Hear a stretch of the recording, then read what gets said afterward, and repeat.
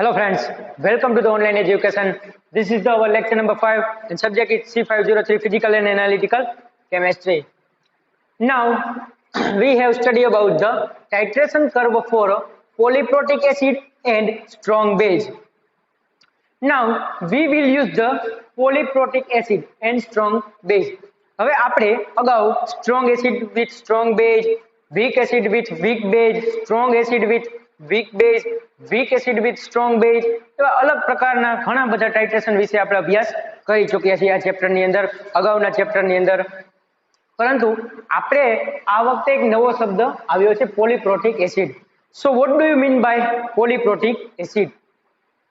તો વિદ્યાર્થી મિત્રો, પોલીપ્રોટિક એસિડ એટલે એવા પ્રકારના એસિડ કે જે એક કરતા વધુ પ્રમાણમાં H+ રિલીઝ કરતા હોય એવા એસિડને પોલીપ્રોટિક એસિડ કહેવામાં આવે છે. હવે પોલીપ્રોટિક એસિડની અંદર આપણે જોઈએ તો એમાં પણ અલગ અલગ કેટેગરી જોવા મળે છે. ડાયપ્રોટિક એસિડ, ટ્રાયપ્રોટિક એસિડ, ટેટ્રાપ્રોટિક એસિડ અને પોલીપ્રોટિક એસિડ. બરાબર છે? આવી રીતે અલગ અલગ કેટેગરીમાં એને ડિવાઈડ કરવામાં આવે છે. હવે એક H+ જે એસિડ એક H+ રિલીઝ કરે છે એ મોનોપ્રોટિક છે. બરાબર છે? જ્યારે બે H+ રિલીઝ કરતો હોય એવા એસિડને આપણે ડાયપ્રોટિક એસિડ કહીશું. પછી દાખલા તરીકે 3 H+ જે એસિડ રિલીઝ કરે છે એને આપણે શું કહીશું? તો કે ટ્રાયપ્રોટિક એસિડ. અને 4 H+ રિલીઝ કરે છે એવા એસિડને આપણે શું કહીશું? તો કે ટેટ્રાપ્રોટિક એસિડ. અને 4 કરતા વધુ એટલે કે વધુ પ્રમાણમાં H+ એક રિએક્શનની અંદર જે H+ ને રિલીઝ કરે છે એવા એસિડને આપણે શું કહીશું? તો કે પોલીપ્રોટિક એસિડ. તો હવે આપણે આ ટાઇટ્રેશનની અંદર પોલીપ્રોટિક એસિડનો આપણે યુઝ કરવાનો છે. કોની સાથે? તો કે સ્ટ્રોંગ બેઝની સાથે. તો આ થિયરીની અંદર આપણે polyprotic acid with strong base નું ટાઇટ્રેશન વિશે અભ્યાસ કરીશું. So titration curve for polyprotic acid and strong base. First of all, ionization of such acids occurs in a different stages. હવે આ આયોનાઇઝેશન કેવું છે? જે અગાઉના આયોનાઇઝેશન કરતા થોડુંક ડિફરન્ટ છે, એના કરતા થોડુંક અલગ પડતું આપણને જોવા મળશે. એનું કારણ શું છે? તો કે એનું કારણ એ છે કે આમાં આપણે પોલીપ્રોટિક એસિડનો આપણે યુઝ કરીએ છીએ એટલા માટે. So ionization of such acids occurs in a different stages. For each of the stages, value of a dissociation constant will be different. For example, H2SO3. બરાબર છે? H2SO3. હવે આપણે ત્રણ પ્રકારના એસિડ છે. બરાબર છે? H3PO4 હોય તો આપણે એને શું કહીશું? તો કે ફોસ્ફોરિક એસિડ. H3PO3 હોય તો ફોસ્ફોનિક એસિડ. એવી રીતે આપણે અહીંયા H2SO3 ને યુઝ કરવાનો છે. બરાબર? H3PO4 હોય તો ફોસ્ફોરિક એસિડ, H3PO2 હોય તો ફોસ્ફોનિક એસિડ. એવી રીતે H2SO3 નો આપણે આ આયોનાઇઝેશનની અંદર યુઝ કરીશું. તો એમાં કેવું કીધું છે? તો કે ડિસોસિએશન કોન્સ્ટન્ટની વેલ્યુ અલગ અલગ જોવા મળશે. બરાબર છે? કેમાં? તો કે અલગ અલગ સ્ટેજીસની અંદર. So ionisation of the such acid occurs in a different stages. For each of the stages, value of dissociation constant will be different. For example, H2SO3 has following ionization stages. હવે અલગ અલગ સ્ટેજીસની અંદર ફોલોઈંગ કરશે. તો પહેલી reaction જોઈએ આપણે. H2SO3 gives to the H+ plus HSO3 minus. Now our second stage is HSO3 minus gives to the H+ plus SO3 minus 2. હવે અલગ અલગ બે સ્ટેપની અંદર એનું આયોનાઇઝેશન થશે.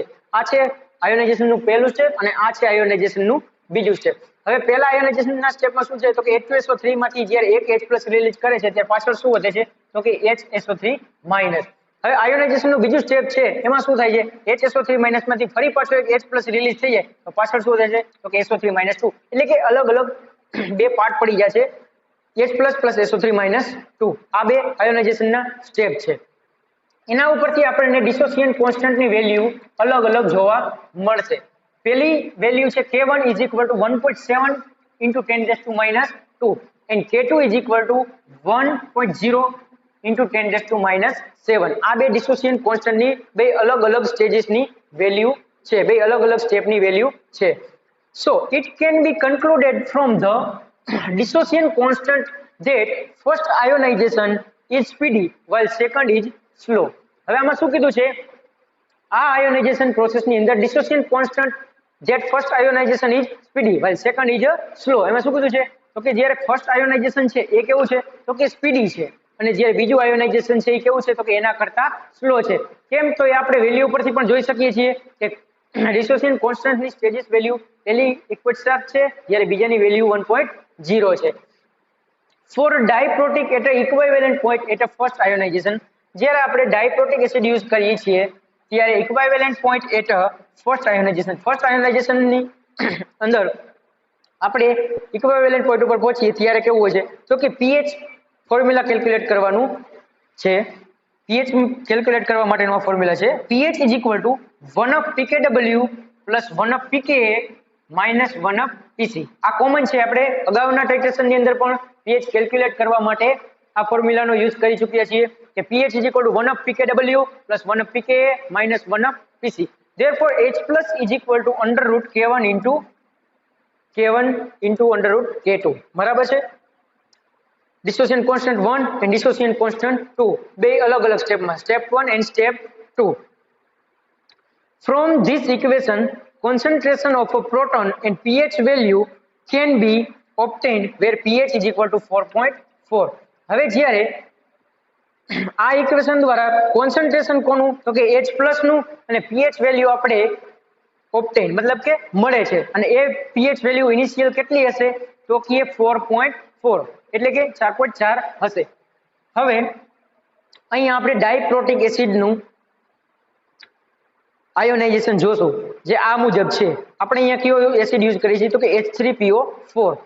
તો રિએક્શન જોઈએ H3PO4 gives to the H plus plus H2PO4 minus. હવે અહીંયા રહેલા 3 H plus માંથી એક H plus એને રિલીઝ કરી દીધો છે એટલે પાછળ શું વધે છે તો કે H2PO4 minus.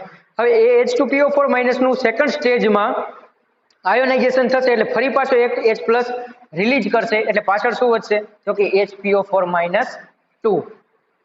બરાબર છે.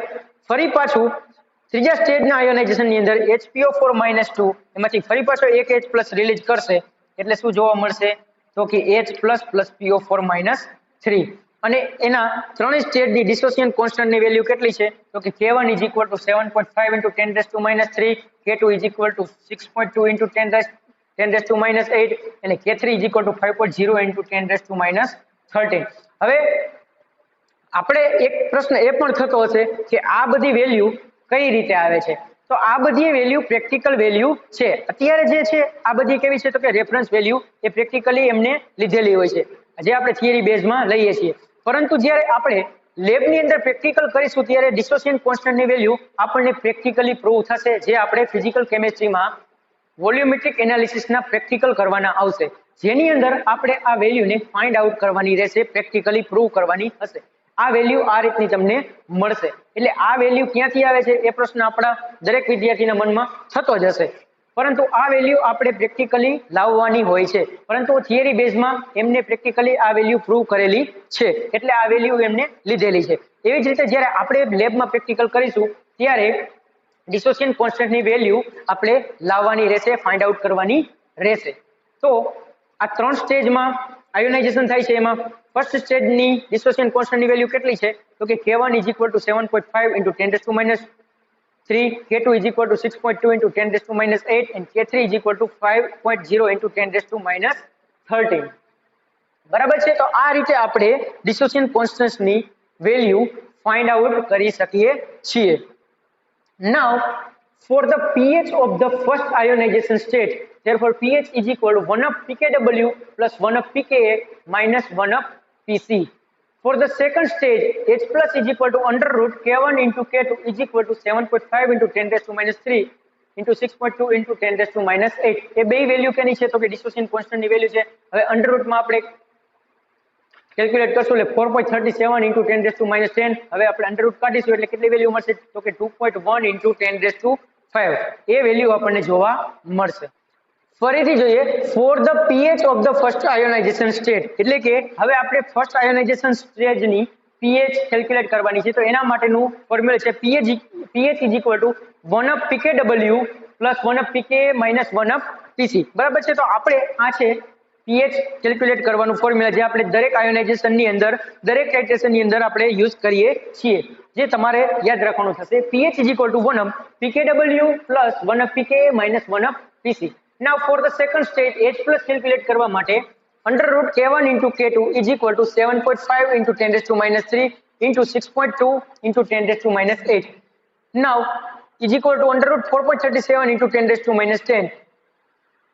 હવે આપણે અંડર રૂટ કાઢીને જ્યારે કિંમત મળે છે 2.1 into 10 raised to minus 5. From the H plus value, pH can be calculated. હવે H plus value દ્વારા આપણે શું કેલ્ક્યુલેટ કરી શકીએ તો કે આપણે pH કેલ્ક્યુલેટ કરી શકીએ. For the third stage, dissociation constant of a second and third stage are useful. હવે ત્રીજા સ્ટેજના ડિસોસિએશન કોન્સ્ટન્ટને ફાઇન્ડ આઉટ કરવા માટે બીજા અને ત્રીજું સ્ટેજ છે કેવું છે તો કે આપણે યુઝફુલ રહેશે. બરાબર છે. હવે ફરી પાછું આપણે રિએક્શન જોઈએ H3PO4. હવે એની સાથે આપણે શું યુઝ કરીએ છીએ તો કે સ્ટ્રોંગ બેઝ એટલે કે પોટેશિયમ હાઇડ્રોક્સાઇડ. બરાબર છે. આપણે શું યુઝ કરવાનું છે તો કે સ્ટ્રોંગ બેઝ. હવે ડિસોસિએશન કોન્સ્ટન્ટમાં એની વેલ્યુ મેળવવા માટે થર્ડ સ્ટેજમાં આપણે જે પહોંચીએ છીએ ત્યારે ફરીથી આપણે H3PO4 ની અંદર આપણે શું યુઝ કરીશું તો કે પોટેશિયમ હાઇડ્રોક્સાઇડ નો આપણે યુઝ કરીશું. ત્યારબાદ હવે રિએક્શન જોઈએ H3PO4 KOH gives to the KH2PO4 plus H2O. હવે આમાં આપણને શું જોવા મળ્યું તો જ્યારે આપણે ફર્સ્ટ રિએક્શન ફર્સ્ટ સ્ટેજમાં H3PO4 સાથે શું જોડાઈ જાય છે તો કે K+ છે એ રિલીઝ થઈને H3PO એક H+ અહીંયાથી રિલીઝ થશે અને એક K+ છે અહીંયા જોઈન્ટ થશે એટલે કેવું બને છે તો કે KH2PO4 plus H2O. બરાબર છે. અહીંયા K+ છે આપણે જોવાનું છે K+ છે આ OH- છે અને અહીંયા 3 H રહેલા છે એટલે હવે આ H3PO4 માંથી એક H+ અને અહીંયાનો OH- રિલીઝ થઈને શું બનાવશે તો કે H2O. બરાબર છે. H+ plus OH- રિલીઝ થાય છે જે શું બનાવે છે તો કે H2O અને આ જે K+ છે એ કોની સાથે જોઈન્ટ થશે તો કે આની સાથે એટલે શું બન્યું તો કે KH2PO4. આ આપણું ફર્સ્ટ આયોનાઇઝેશન સ્ટેજ છે. હવે સેકન્ડ સ્ટેજમાં આ KH2PO4 ની અંદર ફરી પાછું આપણે KOH નું એડિશન કરીશું એટલે શું જોવા મળે છે તો કે K2HBO4. ફરી પાછું એ જ વસ્તુ રિપીટ થાય છે કે આ K+ છે ફરી પાછું આની સાથે જોઈન્ટ થશે અને એક H શું થાય છે તો કે રિલીઝ થશે અને શું બનશે તો કે K2HBO4 plus H2 ફરી પાછું આ જ રીતે પાણી બનાવશે. ત્યારબાદ આપણે 2 મોલ K2HBO4 ના લેશું અને એની અંદર હવે આપણે એક અલગ રિએજન્ટ યુઝ કરીએ છીએ તે છે calcium chloride. 3 mol of calcium chloride and now it will be produce a calcium phosphate. This is the calcium phosphate CA3PO4 twice. This is the CA3PO4 twice plus 2 mol of HCl plus 4 mol of KCl. This is the potassium chloride, this is the hydrochloric acid and this is the calcium phosphate. તો આ રીતે calcium phosphate અને hydrochloric acid અને potassium chloride બનાવે છે. ફરી પાછું આપણે એનું નેક્સ્ટ સ્ટેજમાં જઈએ જે આપણે HCl બન્યું છે એનો યુઝ કરવાનો છે કેમ કે આ શું છે તો કે આ સોલ્ટ છે આ ક્ષાર છે. બરાબર છે. તો એનું આયોનાઇઝેશન શક્ય નથી એટલે ફરી પાછું આપણે શેનો યુઝ કરીએ છીએ તો કે HCl નો યુઝ કરીશું. એટલે 2 mol of HCl plus 2 mol of KOH gives to the 2 mol of KCl plus 2 mol of H2O. એટલે કે ફરી પાછું એમાં શું જોવા મળે છે તો કે પોટેશિયમ ક્લોરાઇડ અને 2 મોલ પાણીના બનાવશે. પોટેશિયમ ક્લોરાઇડ બની ગયો એ શું છે તો કે એ પણ સોલ્ટ રહેલો છે. અહીંયા આયોનાઇઝેશન કમ્પ્લીટ થાય છે અહીંયા આયોનાઇઝેશન પૂરું થતું જોવા મળે છે. તો આ છે સ્ટેપ એ કેવું છે તો કે 4 સ્ટેજની રિએક્શન છે. હવે ચોથા સ્ટેજનો ડિસોસિએશન કોન્સ્ટન્ટ મેળવવા માટે બીજું અને ત્રીજું સ્ટેજ આપણને યુઝફુલ હતું ઉપયોગી હતું. તો આ રીતે 4 સ્ટેજની અંદર આયોનાઇઝેશન થતું જોવા મળે છે. therefore its estimation with a KOH is very easy. એટલે KOH સાથે જ્યારે તમે એસ્ટિમેશન કરશો તો એ કેવું છે તો કે ઈઝી છે. પરંતુ but in the third stage value of a K3 is a very low, so titration becomes difficult.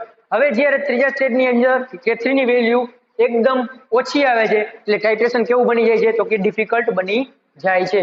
So this is the explanation of a titration curve for a polyprotic acid with a strong base. વિદ્યાર્થી મિત્રો ફરી એક વખત revision કરી આ થિયરીનું titration curve for polyprotic acid and strong base. The ionization of such acid occurs in a different stages. For each of the stages, value of a dissociation constant will be different. For example, H2SO3 has following ionization stages. હવે polyprotic acid તરીકે આપણે H2SO3 નો use કરીએ છીએ.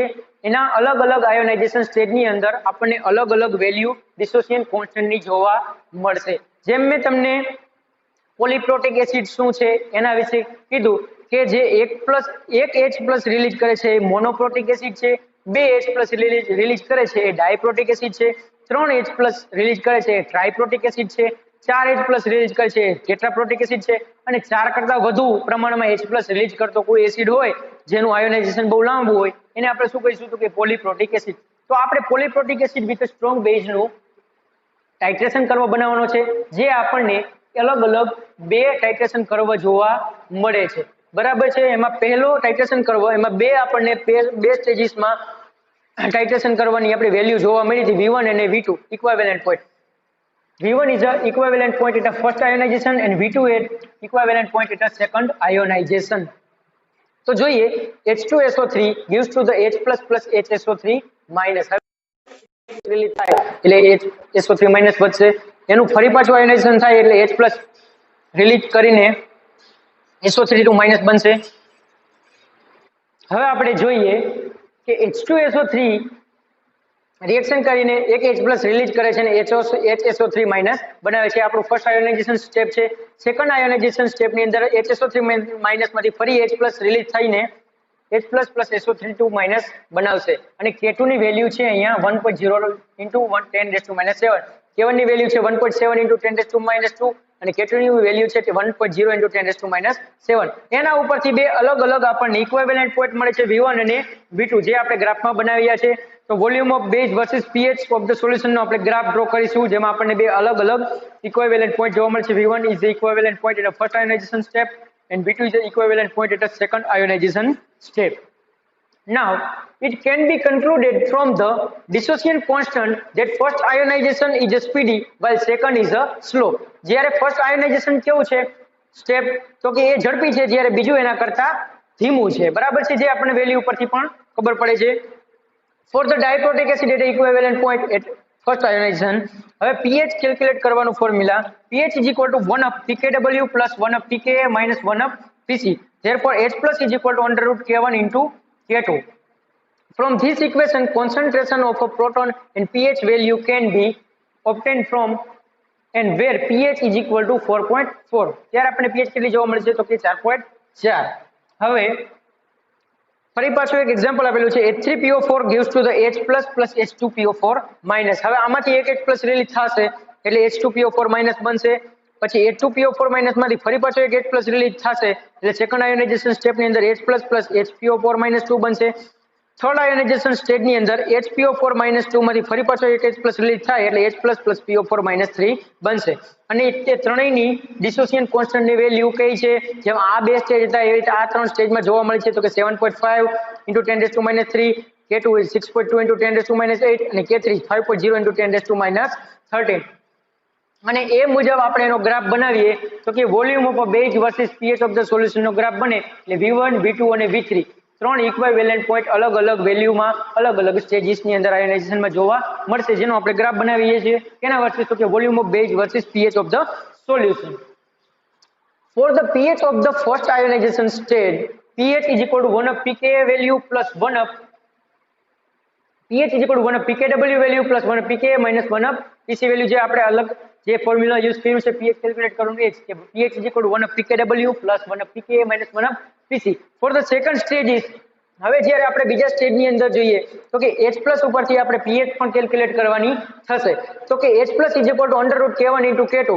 હવે K1 અને K2 ની value આપણે મૂકીએ એટલે under root 4.37 into 10⁻10 is equal to 2.1 into 10⁻5 value આપણને મળી જશે. તો જેમ અહીંયા કીધું એ મુજબ H+ વેલ્યુની સાથે સાથે આપણને pH વેલ્યુ પણ આપણે કેલ્ક્યુલેટ કરી શકીએ છીએ. For the third stage dissociation constant of the second and third stage for useful. હવે આગળના થર્ડ સ્ટેજ માટે જવા માટે બીજું અને ત્રીજું સ્ટેજ પણ યુઝફુલ થશે. હવે આ સ્ટેજ જે આ એક્ઝામ્પલ આપેલું છે એ 4 સ્ટેજની અંદર આયોનાઇઝેશન થયેલું છે. તો કઈ રીતે તો કે જો કે H3PO4 plus KOH અહીંયા આપણે શું યુઝ કરીએ છીએ તો કે potassium hydroxide is a strong base. હવે સ્ટ્રોંગ બેઝ નો આપણે અહીંયા યુઝ કરીએ છીએ. H3PO4 plus KOH gives to the KH2PO4 plus H2O. હવે અહીંયા K+ ને OH માઈનસ આયોનાઇઝેશન થશે એટલે આ K+ છે એ કોની સાથે જોડાઈ જશે તો કે H2PO4, કેમ કે એક H+ રિલીઝ થશે એટલે શું બની જશે તો કે H++ OH માઈનસ એટલે કે H2O બની જશે. અને ફર્સ્ટ સ્ટેજ ની અંદર શું બનશે તો કે KH2PO4. હવે આ KH2PO4 નું આયોનાઇઝેશન થશે એટલે સેકન્ડ સ્ટેજમાં શું જોવા મળશે તો કે K2HPO4 H2O. ફરી પાછો K પ્લસ કેની સાથે જોડાઈ જશે તો કે આની સાથે K2HPO4 બની જશે, કેમ કે એક K પ્લસ ફરી પાછું એડ થાય છે અને એક H પ્લસ રિલીઝ થાય છે એટલે ફરી પાછું H2 બનાવી નાખશે. ત્યારબાદ K2HPO4 ના 2 મોલ લઈને આપણે એક નવો રિએજન્ટ હવે યુઝ કરવાના છીએ, કેલ્શિયમ ક્લોરાઇડ. તો એ શું બનાવશે તો કે Ca3PO4 ટ્વાઇસ એટલે કે કેલ્શિયમ ફોસ્ફેટ બનાવશે. 2 મોલ HCl ના ને 4 મોલ પોટેશિયમ ક્લોરાઇડ ના બનશે. હવે કેલ્શિયમ ફોસ્ફેટ એ શું છે તો કે એ સોલ્ટ છે, ક્ષાર છે, એટલે એનું આયોનાઇઝેશન શક્ય નથી, એટલે આપણે શું યુઝ કરીશું તો કે HCl. 2HCl plus 2 mole of potassium hydroxide gives to the 2KCl plus 2H2O. એટલે ફરી પાછું અહીંયા શું બને છે તો કે પોટેશિયમ ક્લોરાઇડ. પોટેશિયમ ક્લોરાઇડ શું છે તો કે સોલ્ટ છે, એ ક્ષાર છે, એટલે અહીંયા આયોનાઇઝેશન પૂરું થાય છે. એટલે કે ટોટલ 4 સ્ટેજની અંદર આનું આયોનાઇઝેશન થતું જોવા મળે છે. Therefore its estimation with potassium hydroxide is a very easy. હવે આનું એસ્ટિમેશન પોટેશિયમ હાઇડ્રોક્સાઇડ સાથે વેરી ઈઝી, મતલબ કે ખૂબ જ સરળ છે. એવું કેમ તો કે પોટેશિયમ હાઇડ્રોક્સાઇડ છે એ શું છે તો કે સ્ટ્રોંગ બેઝ છે, એ ઝડપથી K+ ને રિલીઝ કરે છે અને એ H++ OH- બનીને H2O બનાવે છે અને આયોનાઇઝેશન શક્ય બનાવે છે અને સરળ બનાવે છે. But in the third stage value of the K3 is very લો. હવે થર્ડ સ્ટેજ ની અંદર આપણે અહીંયા જોઈ શકીએ છીએ તો કે K3 ની વેલ્યુ કેવી છે તો કે ખૂબ જ ઓછી જોવા મળે છે. ફર્સ્ટ સ્ટેજ ની 7.5 છે, સેકન્ડ સ્ટેજ ની 6.2 છે અને થર્ડ સ્ટેજ ની 5.0 છે. એટલે કે જ્યારે ત્રીજા સ્ટેજ નું આયોનાઇઝેશન છે એ કેવું છે તો કે K3 ની વેલ્યુ બહુ ઓછી હોવાથી ટાઇટ્રેશન કેવું બને છે તો કે ટાઇટ્રેશન બીકમ્સ ડિફિકલ્ટ, એટલે કે તે અઘરું બને છે, ટાઇટ્રેશન બીકમ્સ ડિફિકલ્ટ. તો આ રીતે આપણે ટાઇટ્રેશન કરવો for a polyprotic acid with strong base ના અલગ અલગ આયોનાઇઝેશન સ્ટેજની અલગ અલગ V1 અને V2 એટલે કે ઇક્વિવેલન્ટ પોઈન્ટની વેલ્યુ ઉપરથી ગ્રાફ ડ્રો કરી શકીએ છીએ. અહીંયા આપણને 2 સ્ટેજની અંદર આયોનાઇઝેશન થતું જોવા મળે છે, અહીંયા આપણને 3 સ્ટેજની અંદર આયોનાઇઝેશન થતું જોવા મળે છે. So this is the explanation of a titration curve for a polyprotic acid with a strong base. હવે આપણી આગળની નેક્સ્ટ થિયરી આપણે નેક્સ્ટ લેક્ચરમાં અભ્યાસ